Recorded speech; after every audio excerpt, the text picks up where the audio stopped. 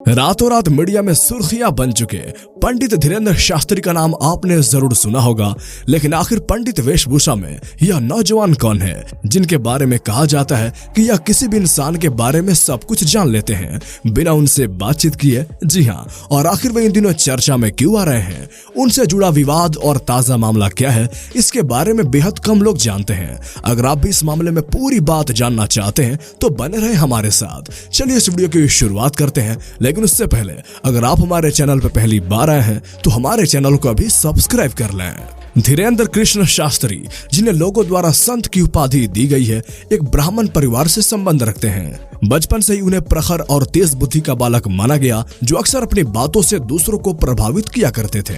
इनका जन्म मध्य प्रदेश के छतरपुर जिले में हुआ। उनके पिता का नाम राम कृपाल गर्ग और माता का नाम सरोज था। बचपन में वह अपना अधिकांश समय कथा सुनने में बिताते थे और उसी में वह लीन हो जाते थे।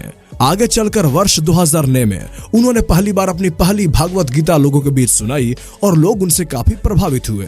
धीरे धीरे वह आसपास के गांव में जाने लगे और अपनी कथाओं से लोगों के दिलों में विशेष स्थान बनाने लगे। अब आइए जानते हैं आखिर बागेश्वर धाम का इतिहास क्या है। बागेश्वर धाम मध्य प्रदेश के छतरपुर जिले में स्थित एक मंदिर है। बड़ी संख्या में देश के अलग अलग स्थानों से लोग बालाजी को समर्पित मंदिर के दर्शन करने हेतु पहुंचते हैं। कहा जाता है लोग अपनी मनोकामनाएं और परेशानियों को साथ यहाँ आते हैं और घर को अपनी समस्याओं का निवारण साथ लेकर जाते हैं। आपको बता दें, यह वही जगह है जहाँ पर पंडित धीरेन्द्र कृष्ण शास्त्री के दादाजी की ठीक मंदिर के पीछे समाधि बनी हुई है। यही इस मंदिर में कई बार उन्होंने भागवत कथा भी लोगों को सुनाई है और धीरे धीरे उनके भक्तों की भी संख्या बढ़ने लगी।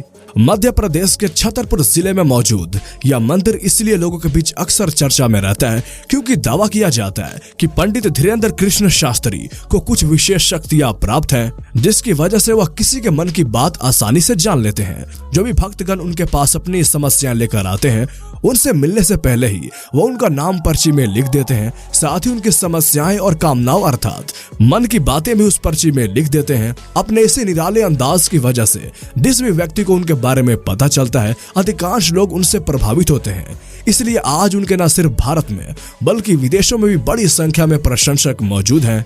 अब आइए जानते हैं आखिर क्या है पंडित धीरेन्द्र शास्त्री से जुड़ा नया विवाद। पिछले कुछ दिनों से मीडिया में हाईलाइटेड रहने वाले पंडित धीरेन्द्र शास्त्री पर इन दिनों देश में अंधविश्वास और लोगों की भावनाओं को आहत करने के आरोप लगाए जा रहे हैं।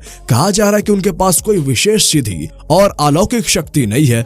इस तरह का दावा पहली बार महाराष्ट्र के संस्था अंधश्रद्धा उन्मूलन समिति के श्याम मानव नामक व्यक्ति द्वारा किया गया। उन्होंने अपने बयान में कहा कि पंडित धीरेन्द्र शास्त्री लोगों को गुमराह कर रहे हैं। अगर वाकई उनके पास कोई सिद्धि है और वह लोगों के मन की बातें जानेंगे तो वह नागपुर में उनके मंच पर आए, और अगर उन्होंने वाकई कोई शक्ति होगी तो मैं उन्हें 3 लाख का इनाम भी दूंगा।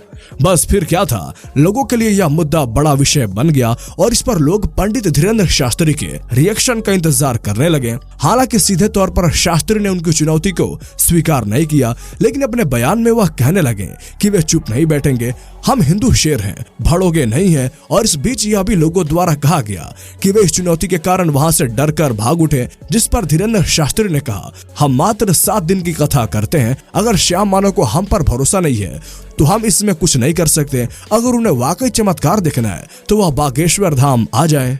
साथ ही पंडित धीरेन्द्र शास्त्री ने अपना जवाब में कहा कि अगर मानव के पास पैसे नहीं है रायपुर आने के तो मैं टिकट का खर्चा दूंगा। हालांकि मैं यह दावा नहीं करता कि यहाँ आने से आपकी समस्या पूरी तरह हल हो जाएगी, लेकिन इष्ट देव सबकी समस्याओं को दूर करते हैं। और क्या बालाजी का प्रचार प्रसार करना गलत है? साथियों, इस तरह कहा जाता है धीरेन्द्र शास्त्री लोगों के मन की बात बताकर उनके घर की चीजों के बारे में भी सब कुछ बता देते हैं। पर जब से उन्हें श्याम मानव की खुली चुनौती मिली, तभी से एक तरफ हिंदू धर्म के लोग इसे सनातन धर्म के साथ खिलवाड़ करने वाला व्यक्ति मान रहे हैं, तो वही दूसरी तरफ लोग उन्हें हिंदू धर्म को बढ़ावा देने वाला भक्त कहकर उनके पक्ष में खड़े हैं। जानकारी के लिए बता दें कि यूट्यूब समेत सोशल मीडिया पर भी पंडित धीरेन्द्र शास्त्री एक्टिव रहते हैं और वो अपने बयानों की वजह से भी अक्सर चर्चा में रहते हैं। कथाएं कहने के लिए उन्हें देश भर से उन्हें कई जगह से बुलावा आता है और हाल ही में 13 जनवरी तक उनकी कथाएं नागपुर में होने वाली थी, लेकिन 2 दिन पहले ही वे वहां से लौट आए, जिस पर कई लोगों के अलग अलग विचार सामने आ रहे हैं। तो साथियों, इस मामले में आपकी क्या राय है, आप कमेंट सेक्शन में जरूर बताएं। साथ ही अगर आपको ये लगता है कि यह जानकारी और लोगों तक पहुँचनी चाहिए तो आप इसको शेयर भी कर दें।